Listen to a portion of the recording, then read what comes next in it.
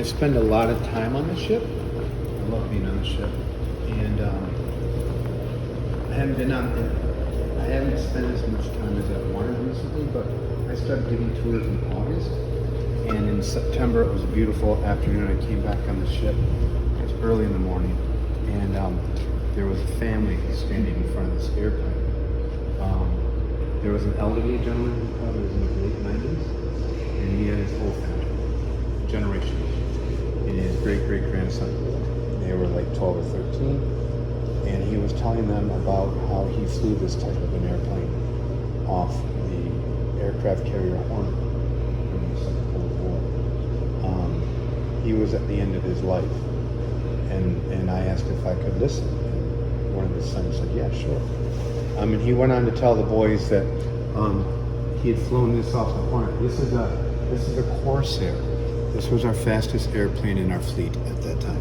She could do 446 miles an hour. The Japanese referred to it as whistling death, because there was a whistle that you heard and then you were dead. She had 3 50 caliber machine gun ports in each wing. She carried about 2,900 rounds of that. If you don't know what a 50 caliber round looks like, it's about that big. So where they put close to 3,000 of them and bombs and everything else in it, I can't figure that out, but they did.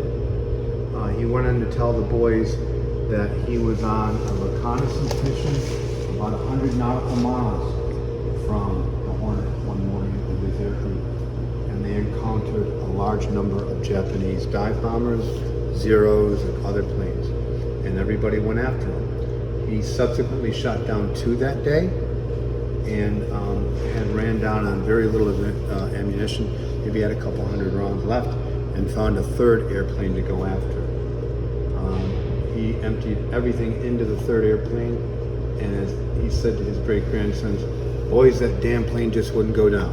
And he said, he then put the pedal to the metal, and he drove this propeller like this, through the tail wing of the airplane, through the fuselage, chewed up the navigator, and then he chewed up the co-pilot, and then he chewed up the pilot, and went through the engine.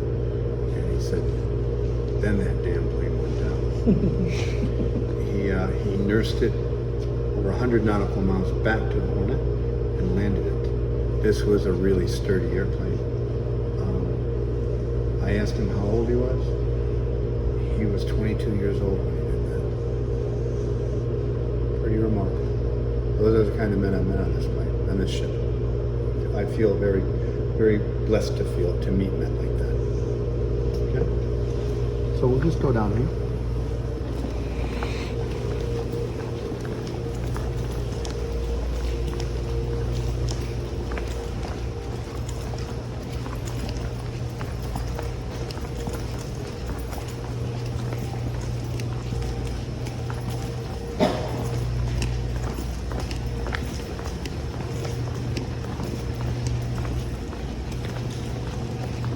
So this is the scale model. Much bigger than the 5, isn't she? Enormously larger. Okay? This is how she looked when she left Hampton Roads, Virginia, to go to war. If you look closely, you'll see that her flight deck is made of wood, and it was made of fir wood. This is an original piece of her decking with a Japanese bullet still lodged in it. Okay? She'd have been armed to the teeth. You can see the 3 elevator shafts. Okay. She would have had 14 5-inch cannons, 69 40mm, 65 20mm, and 225 50 caliber machine guns all over. She was well armed. If you look over here, this is the deadliest day in the ship's history. This is March 18th, 1945, or somewhere in the Pacific Fleet, the Pacific Ocean. This happened about 3 o'clock in the afternoon, and you see it happen in the documentary. The Japanese dive bomber came out of, the lone bomber came out of the sun and attacked the ship and dropped a 500-pound highly explosive delayed detonator onto the ship. And they couldn't even maneuver, it came so quickly. It hit them straight on. But for some reason, it ricocheted off the flag station here, through some metal decking here, and then detonated somewhere up here, igniting in front of gun turret number 8. It killed the 5 Marines on the gun turret, which was 40 millimeter with that, and creating an 80 to 100-foot gash at the waterline in the Marine detachment area. This is about 20 or 30 minutes later. You can still see it's on fire. The 5 Marines were killed 3 instantly. 2 survived but died hours later. This gash underneath at the waterline wounded over 30 Marines. Okay, and these are remnants of the shell gash. 500-pound bombs and part of the fuselage of the airplane, or something to do with the airplane.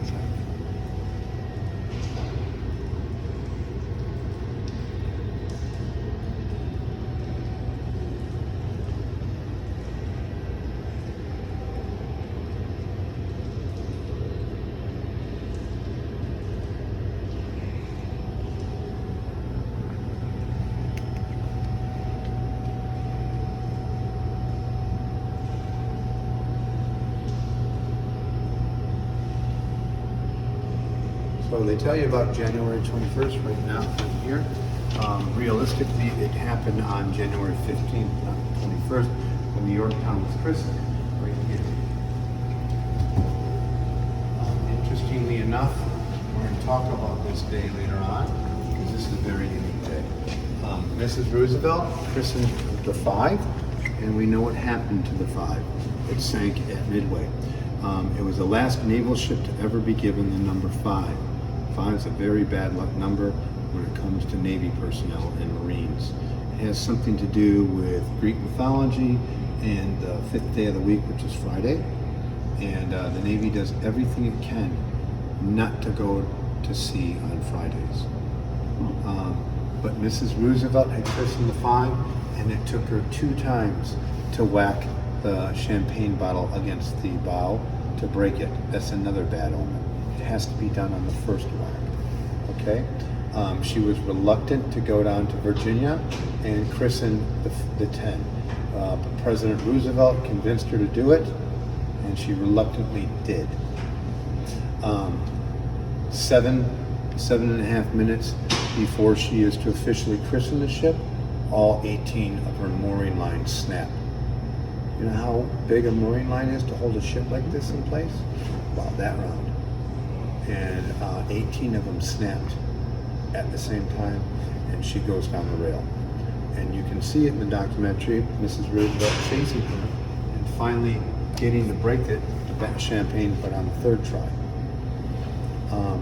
To this day, no one in the Navy can explain how that happened.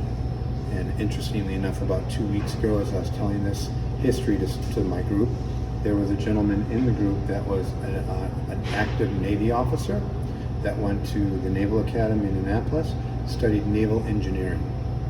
And he was laughing and he said, you know, Matt, we tried to replicate it at the Academy, and for years no one has ever been able to figure out how 18 mooring lines snap at the same time on a ship this size. It's never happened since or before. A lot of people just say she's a good lady and wanted to get to the war early and get it over with.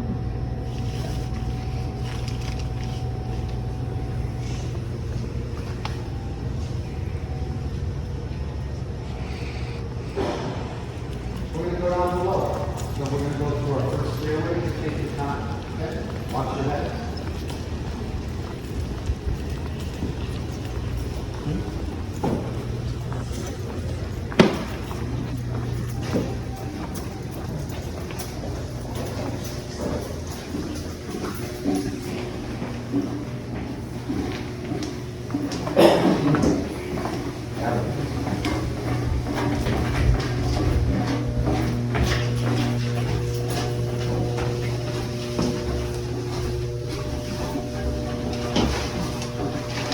So before we go any further, I am required to tell you, which is a pity, that there are mannequins where we're going, and you'll see lots of mannequins from now on.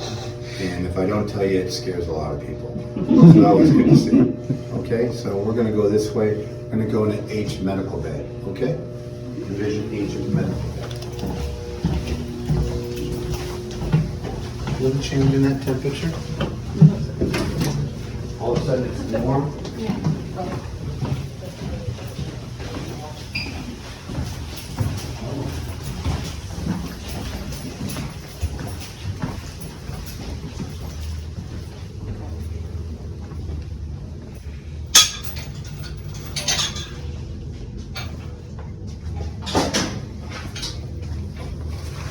So this is H Division's medical bay.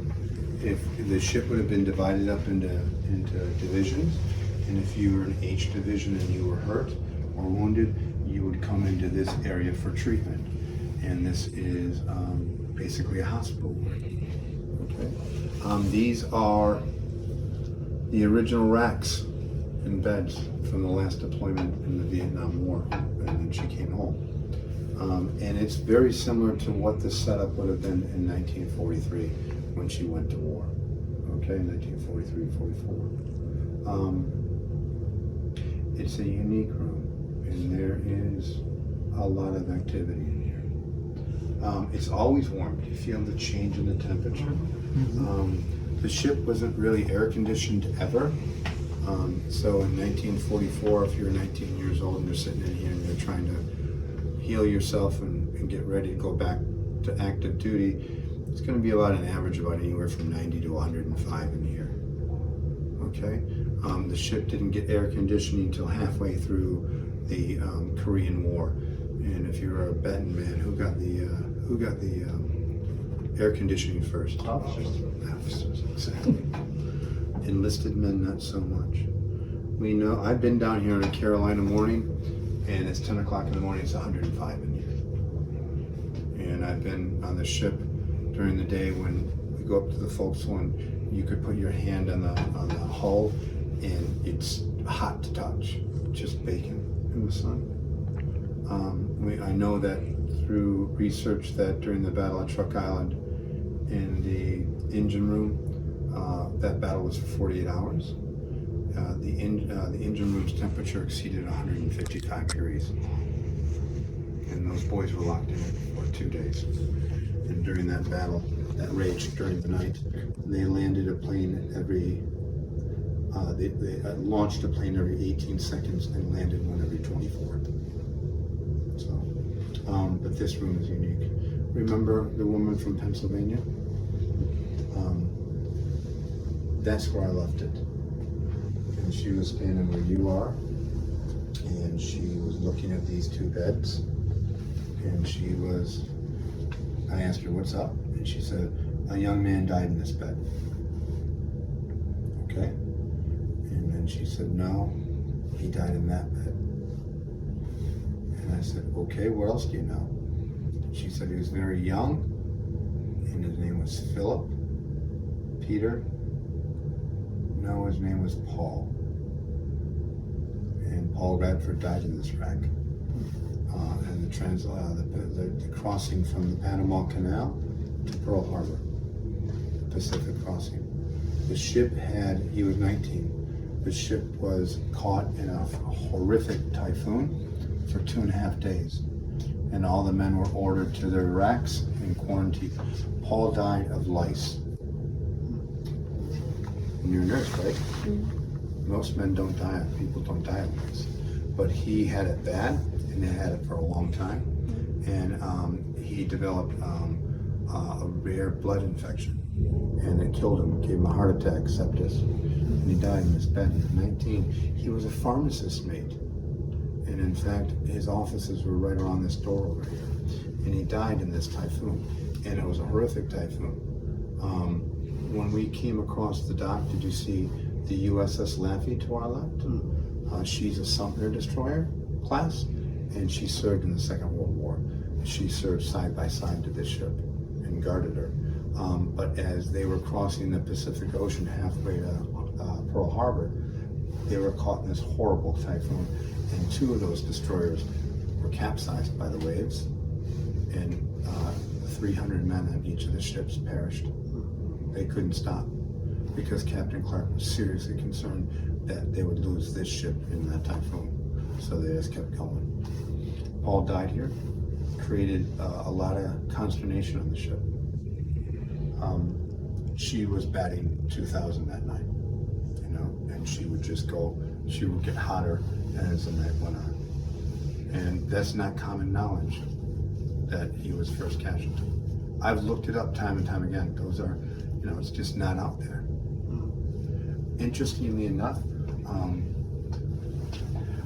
all the beds, for the most part, are pretty well made, aren't they? If you look around. This bed is always unmade. And I made it 3 nights ago. I mean, it was seriously like somebody was in here, just kicking the covers up. And over the course of a night, I just kept making it. And that's been constantly happening. So I'm waiting to see when it becomes a little bit nastier and messed up again. Military corner or something? Hmm? So did you do military corner? No, I didn't. I don't know military corner. I just kept stuffing things in there like that. You know? Come on, Paul. If somebody's in here, show me. Okay? Military corner. You'll have to show me. I can do that. That's the one thing I remember from the start. Does he still make a good bed at home? Oh yeah, you can't get into it. It'll stay that way. I had a family of 4 last night. They were from South Carolina. They were very interesting. The daughter, Kayla, was 19, and the mom, they were very, very in touch. And they came back here, and the mom couldn't go past here because of the presence of something here, but Kayla did. And she was the second person to tell me that within this area, she pointed to this bed, that there is somebody that was left here alone, and it's very sad. That's the second person that's come into this area back here and said something's going on in here. There is a presence in here, and all she could do is tell me that he was left alone and he died in that bed, and he was alone. So you think 3 wars, 30 years of service, men died on this ship, and they died in this room. That keeps getting messier too. Okay.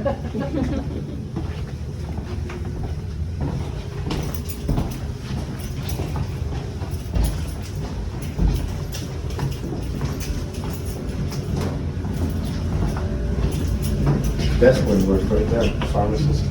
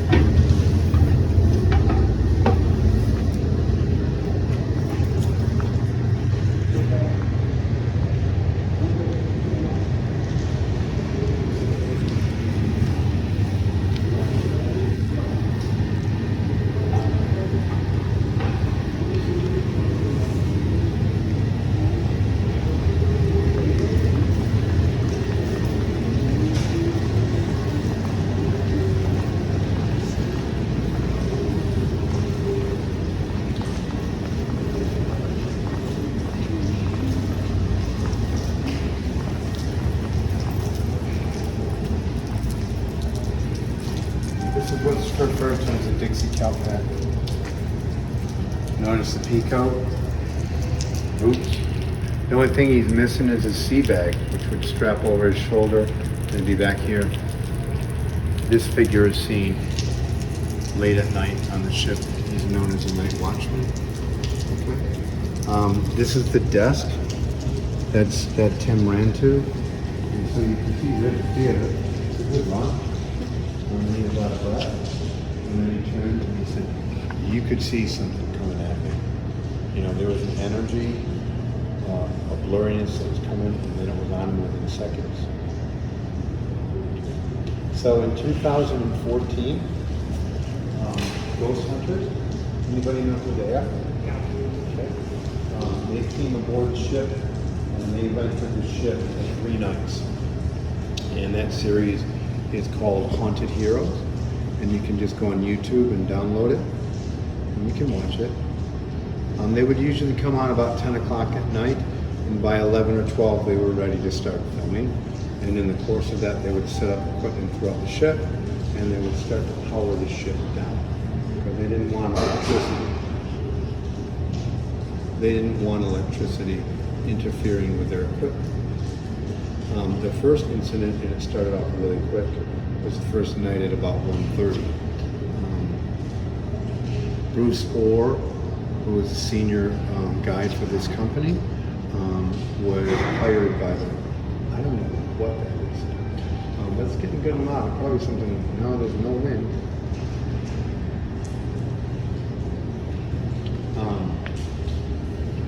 Bruce is a senior guide for this company and has been for years.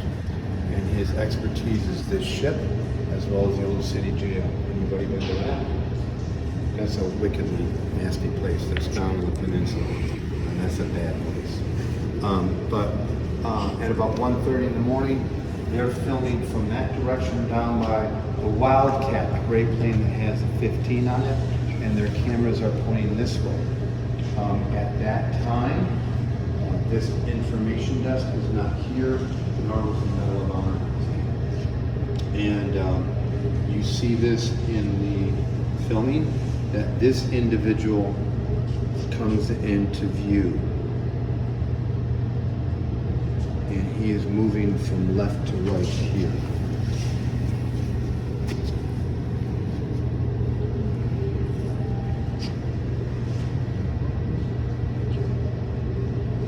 Walking around. This was a small cafe snack bar at the time. It really extended about out here. Bruce is a former homicide detective for the city of Charleston. So he is a unique individual. 25 years he did that master job. And you hear him behind the camera as this figure appears right around here. And you hear him yelling at it, I'm a former officer of the law. You're trespassing, I'm telling you to halt. And it keeps moving, and then he gets louder and he says, I order you to stop. I'm a law enforcement agent. And this stops. Right about here. And you see Bruce run in front of the camera. He's got a flashlight in his hands, and he's shaking at the flashlight. The cameraman picks up the camera and starts following him, and they're all running down the hangar deck. As they begin to get closer, right to where about the Sky Raider is, a 505 Sky Raider, it starts to move again. You can hear Bruce get really upset with him, and it starts moving fast, and it goes into that doorway, that gray hatch. That's been locked since this ship came here in 1975. And it actually vaporizes into the door. And you can see it. It's right there on the TV. This goes right in there. They interviewed Bruce right there, and he's clearly distraught on what he's seen. And he says, I've never chased a lot of bad guys, 25 years as a police officer, but I never ever had anybody vaporize through the door. You're my 160th, 65th tour. In the beginning, I had a big group, and we were all talking about that incident right here. This big guy from Philly, Italian guy, that thick Philly accent, he's just laughing, he's with his family. And I said, what's up? Did I say something wrong? A big guy like you. And he says, I was the cameraman for 3 nights on that tour with Ghost Hunters. He was hired by Ghost Hunters. He's a former NFL guy that filmed NFL. And so they brought him up from Miami. And he said, I asked, did I tell it the right way? He goes, you nailed it. It's like you were there that night. And then for about 15, 20 minutes, he told everybody in the group all the things that they had seen those 3 nights. Well, they changed them. It was off the charts. He came on the ship a skeptic. And he said the things that they had seen to this day he can't explain.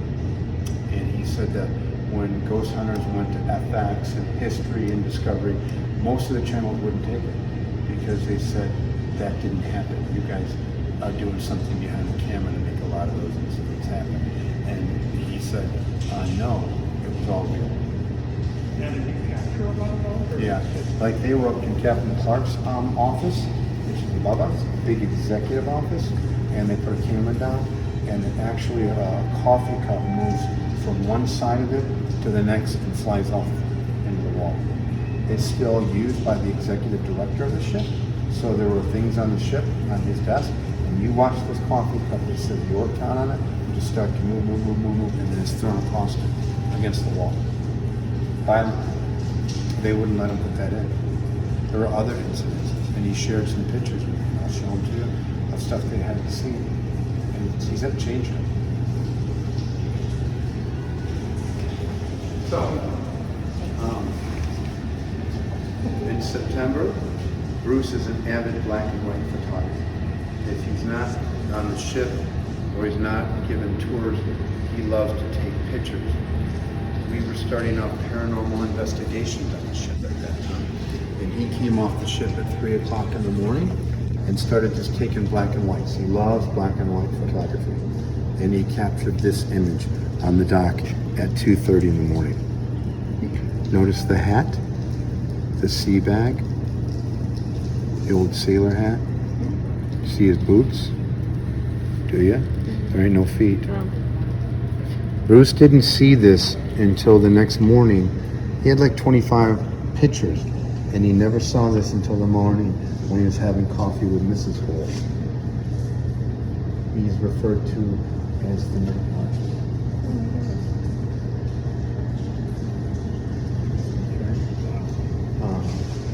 About a month ago, when it was cold like this here in South Carolina, I had a late night tour that I just couldn't do, so my son Nicholas took it for me. And everybody was leaving the ship at about 11:30, and he was passing their coats back to him.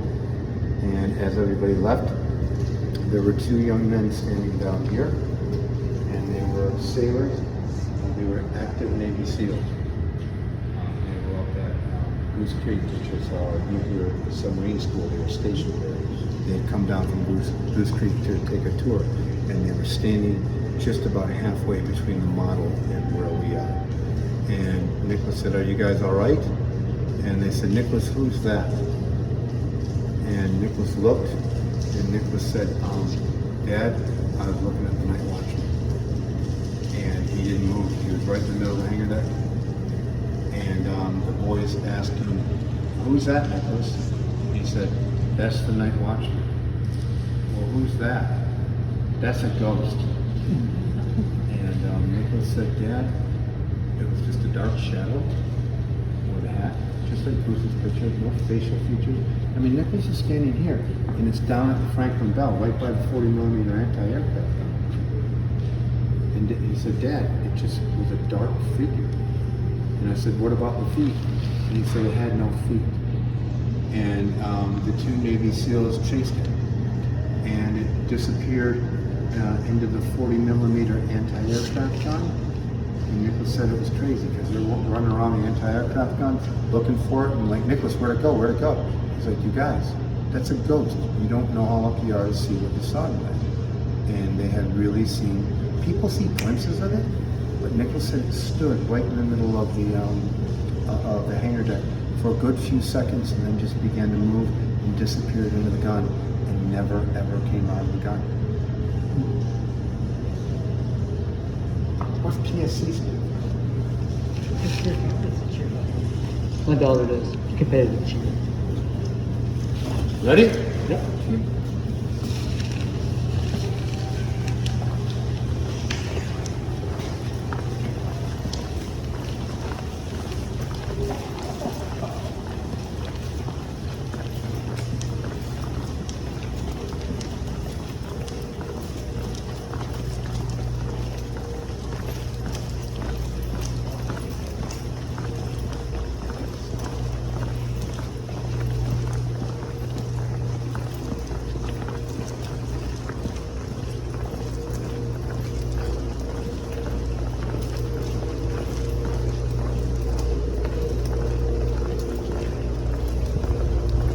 sorry that I just have a broken iPhone, but I used to have a really nice iPad until about a week or two ago.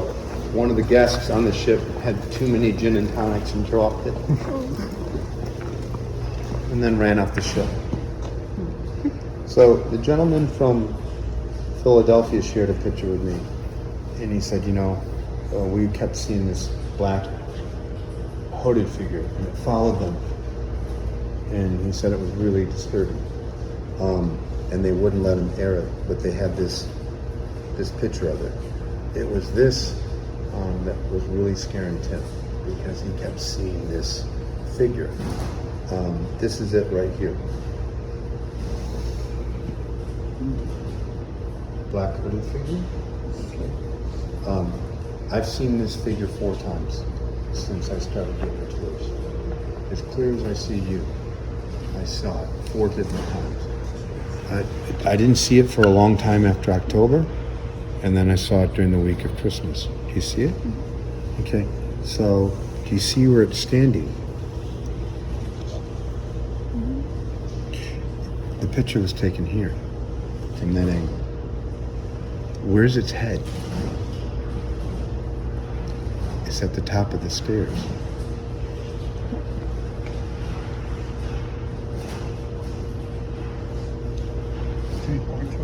Huh?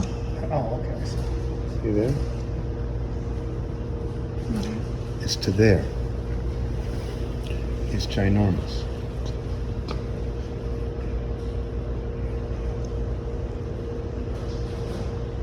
I've had children see it.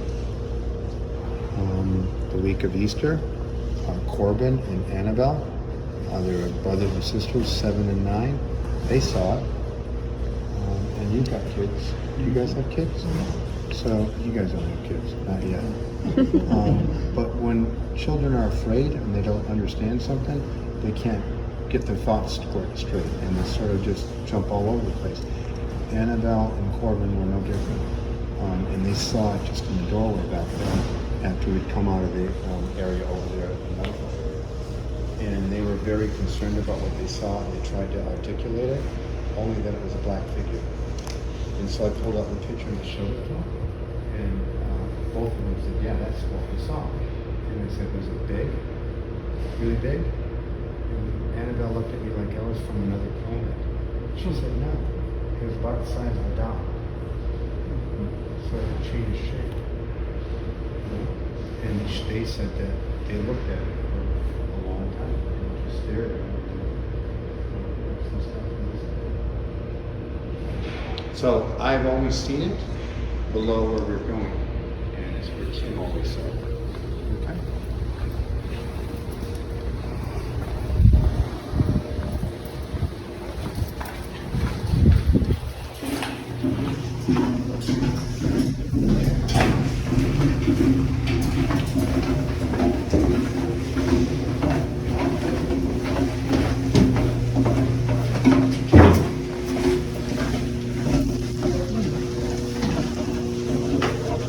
So, this is the starboard side of the ship, and that is the port, okay? And this is what's known as officer's world, okay? And Tim would come down here and you'd be doing a big loop, and then loop his way back up. And he was saying it was always down here. And whenever I've seen it, it's always right here. And it's either moving left to right or right to left, right in and out of this corridor. And Tim said, this is where I kept seeing it, man. And he said it got so bad that he wouldn't come down here because it scared him. And it got to the point where if he came down from that direction, the Marine detachment area, he would peek around the corner to see if it wasn't there, and then he'd come down. Sometimes he'd peek around the corner and it was standing here, and he ain't coming down here. Other times he'd start walking down here, and it would show up and stop and start proceeding towards him. And that scared him bad. This is a very active area.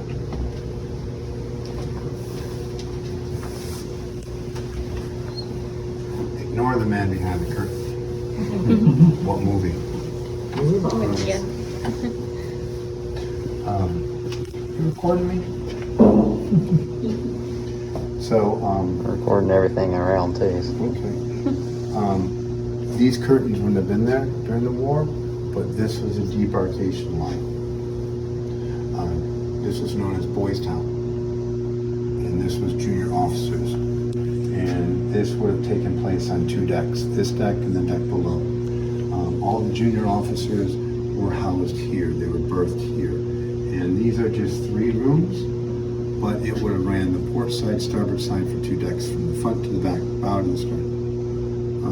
Officers areas, right down here, okay? And no, yeah, right here, towards the bow, on the port and starboard side, okay? It just opens up. This is a very small fraction of it. If we were to go through that area that's very dark back there, that hatchway, it just opens up. It becomes a catacomb. When you cross this line, you are in another world. You are in senior officers, correct? Senior officer and junior officers, you better be on your best behavior, correct? When you come across this line, because this is where all the senior officers were. This is where time and time again, things have happened. The young lady's hair has been pulled, whiskers in the ears, bags pulled. It happens all the time, and it happened last night on both tours. I have been down here when I've seen a young lady. You have a pigtail right now, right? Yeah, where she was wearing 2 of them, and her pigtails went up like that, and they were there for about 3 seconds, and 15 cents I saw that, and then they dropped. I had 2 weeks ago, she was 100% Blackfoot Indian, and she was beautiful, and her and her husband were going out afterwards, so she had a really nice dress on, and she had beautiful long jet black hair, and they couldn't leave her alone. We watched her dress be pulled up like that, and she had to swat the hand away, it was ever doing it, pulling on her bag, pulling on her hair. It was happening all night long, and it happened a lot in here. Okay. So why here? I don't know. I've got some ideas. The first incidents when I knew something was very special down here was the 2nd or 3rd tour. And there was a family of 6 boys with their mother on the dock, and they were standing guard over. They were all from the age of about 14 to about early 20s, their age. And I knew there was something very unique about the mother. And I thought, because of the aura around her, that I said, "Are you a medium?" And she denied it. And I said, "No, you've got to be a medium with that aura around you." And she argued with me, and I didn't want to press it. I didn't want to be disrespectful. So I said, "Okay." And her boys were very protective. She had 2 twin boys. They were graduating from Goose Creek, and they were going to be deployed out in about 2 months. And so they brought all the family down from Bad Axe, Michigan, which is my home state, from Michigan, and I know Bad Axe very well because we spent our summers there for many years as kids. So there was a connection. It was tour 2 or 3, and I didn't know a lot about the ship at that time. I didn't have a lot of incidences. That night would be my first with her. We had come down the steps here, and this curtain wasn't even pulled, and she said, "Matthew, I need to go back there, behind that curtain." And I was like, "Okay." So I opened it up, and she said, "Do you mind if I go back here alone?" And the rest of the group said, "No, it's fine, go ahead." And we watched her. And she went in this room, and then she went to the other room, she went in the 3rd room, and she was spending time in the rooms. And then she came out very quietly, and she went all the way back through that dark hatch to where there's a sealed off hatch. And she stood back there, and we watched her. And in between the time, one of the boys that was a twin that was graduating from Goose Creek stood where you are and said, "You're right about my mom. She is a medium. She's an audio medium, and she can hear voices, and she has her whole life. And she talks to the dead." And he said, "She's looking for our brother." And I said, "Well, what do you mean?"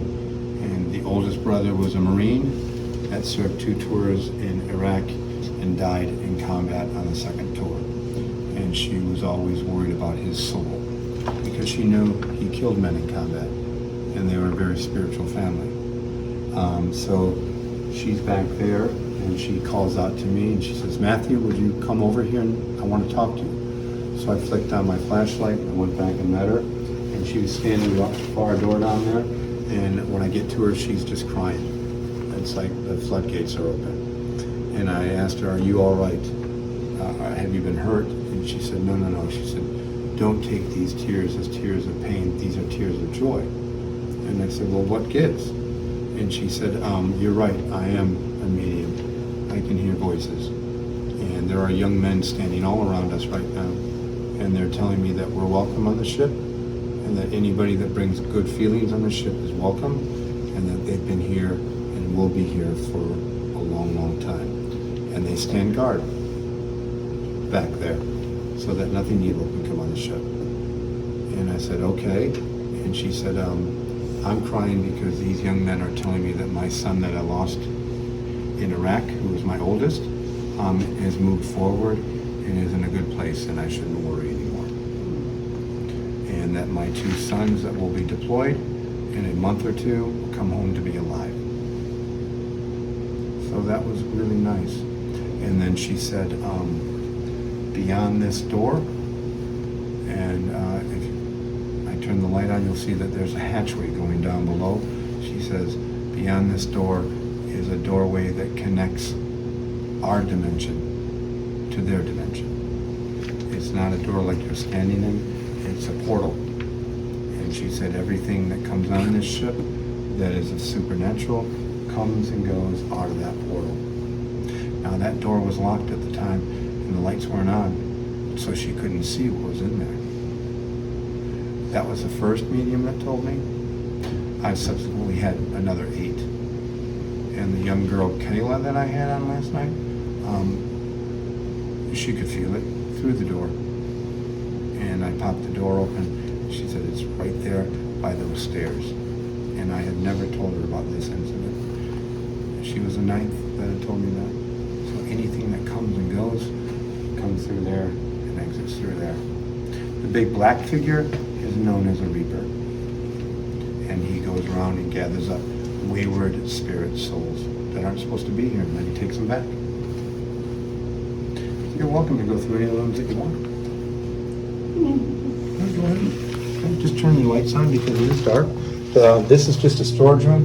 The 2nd and the 3rd rooms become open and you can walk in around. There would be anywhere from 2 to 3, 4 officers in these rooms.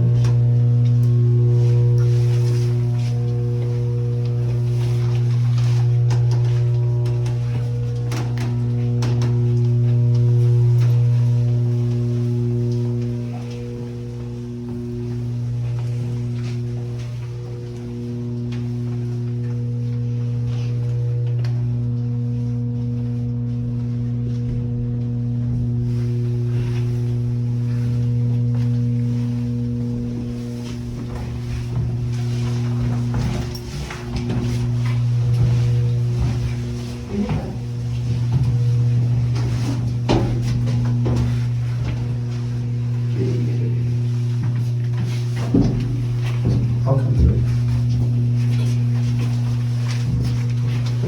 I'll make a deal. If you turn that off, I'll take you through. It detonated just as 3 of the men got close to the side of the ship. Remember, there's nothing there. There's no steel. It's open. They were killed instantly, as were the 3 men on the airplane. So 3 or 4 men died right here.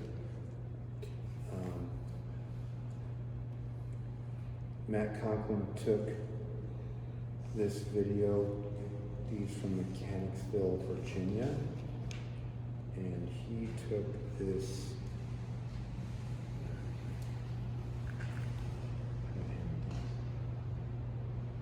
He took this here. You see his camera's not moving, but this is moving.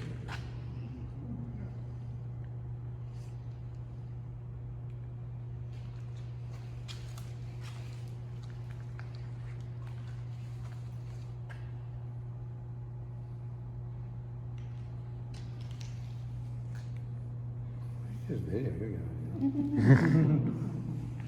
Okay. Last night she forgot to send it to me. We were walking across the dock and one guest was filming the ship, and she caught dozens just flying across the ship, and then came around the captain's bridge and came through the flight deck. All of them just disappeared from the flight deck. I gotta get back to her and ask her to send it to me. 2 weeks ago, I was asked if somebody could bring a service dog out, and I said sure. And I had to fill all this paperwork out saying that I didn't have a problem working the dog or having the dog on the ship. It was challenging with Charlie. He was a really good young chocolate lab, but he had a real hard time going up and down the steps and being on the metal. But this dog was taken 5 years ago in the forecastle at night. And that happened right there. And let me tell you, you can't walk on this ship with a dog unless it's cleared with the security people to walk on. And you gotta sign all kinds of documents. It's taken right there. So how did this little fellow, it looks very similar to Scrappy, get up there? Okay. Maybe?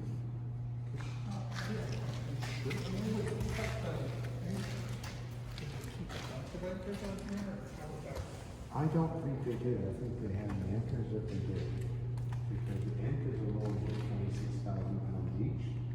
So to get them hoisted up onto the ship and connected with those anchors, or those chains, I don't know how they do that at sea. Oh yeah, you can see it on YouTube. It's unbelievable. It's a fight. That chain is 1,400 yards long. 1,400 feet long, so 1,400 feet. So it's a quarter mile, isn't it?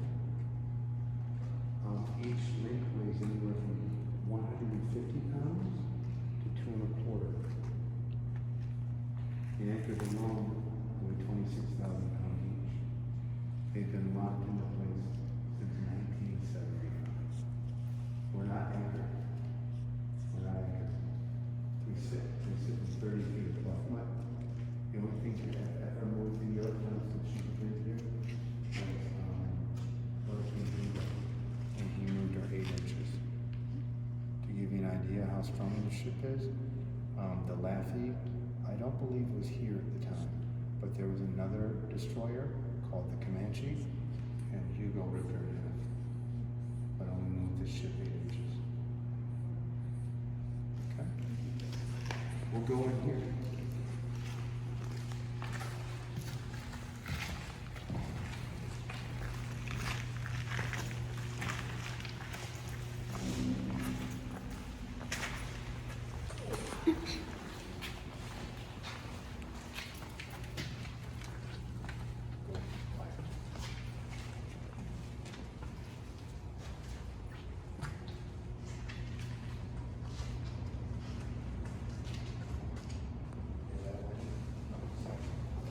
So, no.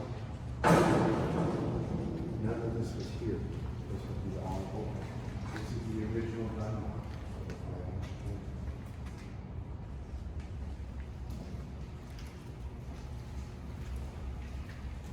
So, just when I was beginning to give tours, and I came up here, I had 2 young brothers. They were probably 7 and 10, 7 and 9. And they were bored out of their mind. And they asked me, tour guide, Mr. Tour Guide, can we go through that door? And we were in the forecastle and I pointed to that door. And I said, sure. It's dark in here. Normally we have lights on in here.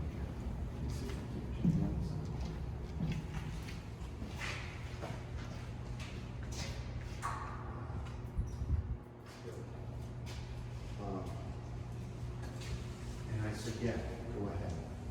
And you know as a dad, when you say something that you know is wrong, because nothing good is going to come about.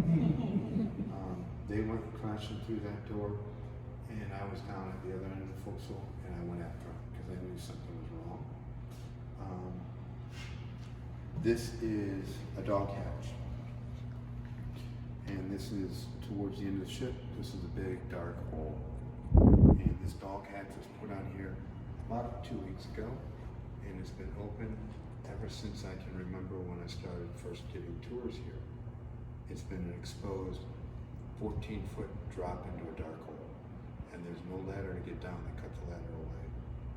You can see the ladder cut off. The two boys came through here, and I went after them, and I got to the door, and I was getting through the door, and the first brother had already jumped over the dark hole, and was over here teasing his brother, the younger one, maybe 6 or 7, and was standing here on the racetrack, and the little boy was making his way right toward the empty hole. And I stood there, and I knew I couldn't get him. I knew I couldn't reach him. Even if I jumped, maybe, but I knew I couldn't. And I thought to myself, my God, I'm just starting this job, and I'm going to lose a little boy on it. Worst case scenario is he'll die. Best case scenario, he's going to be seriously hurt.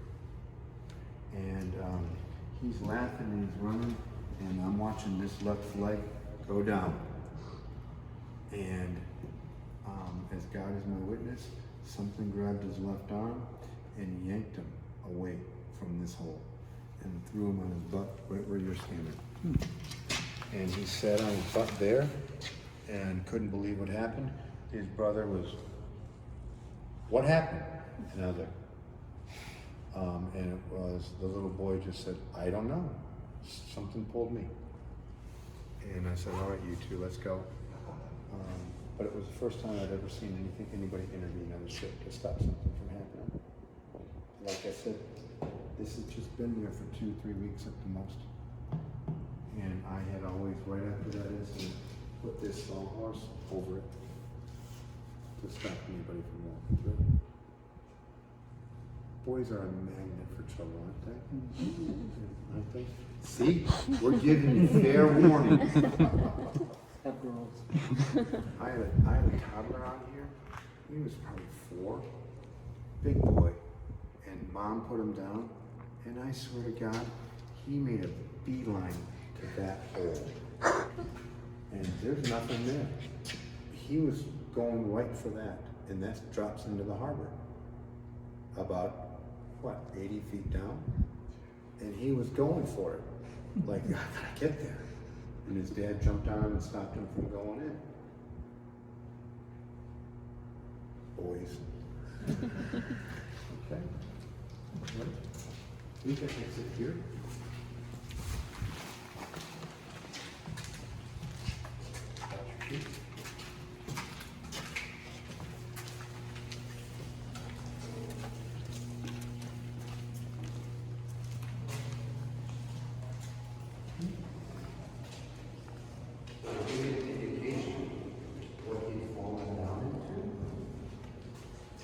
This is the end of Officers World, where we stand. Below us is the end of Officers World. Okay? I can see there's a hatchery back there. What would happen to a 6-year-old falling down a hole like that? And it would have been hours till we could have gotten to him. Not good, huh? There's always good fish.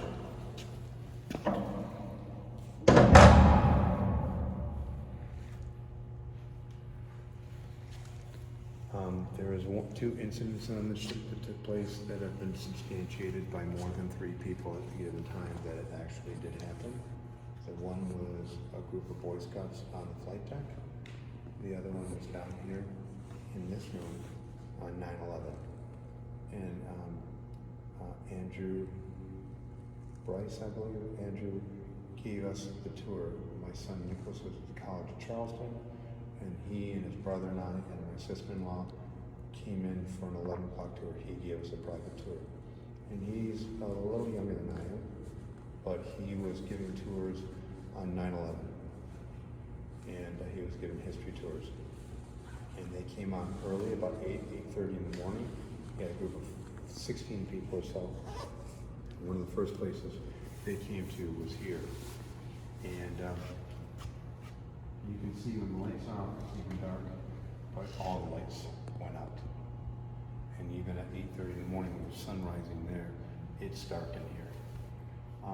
And Andrew contended that all the lights went out, and within seconds after it happening, you could hear men running down, up and down this catwalk. Men shouting, "Move, move, move," and heavy footsteps.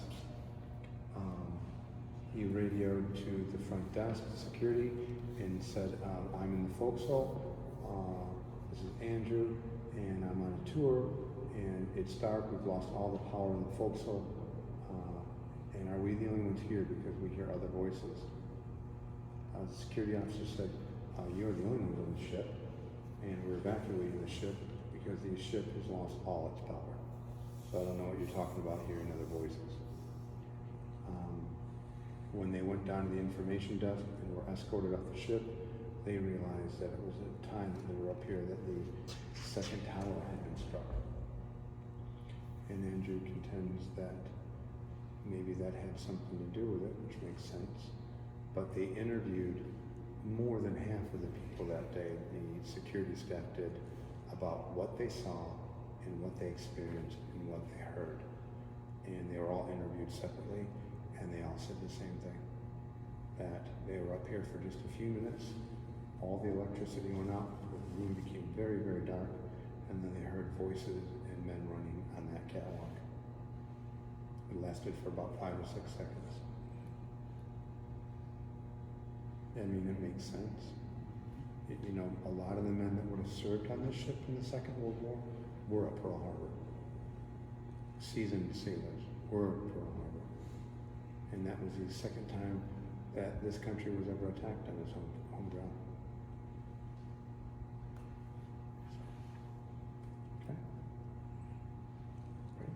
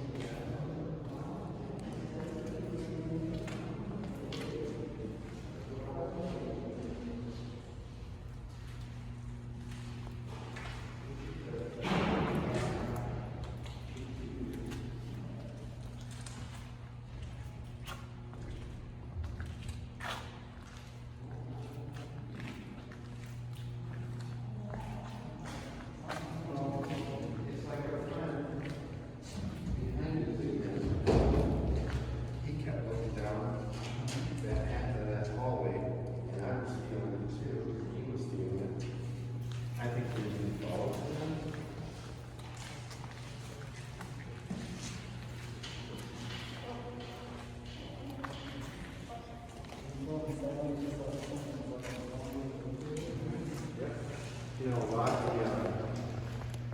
like Josh, who's one of the young guys on the ship, he doesn't like to come on the ship at night, and he refuses to come out. He won't come on the ship at night. And I was like, well, why? He said, because it's 3 around. When you're on the late at night, you'll need to use the room, and you'll know when behind you, so you can hear footsteps. And then when you stop, you can still hear the footsteps. And then stop. And we've always got to see, you know, like something as well. Watching the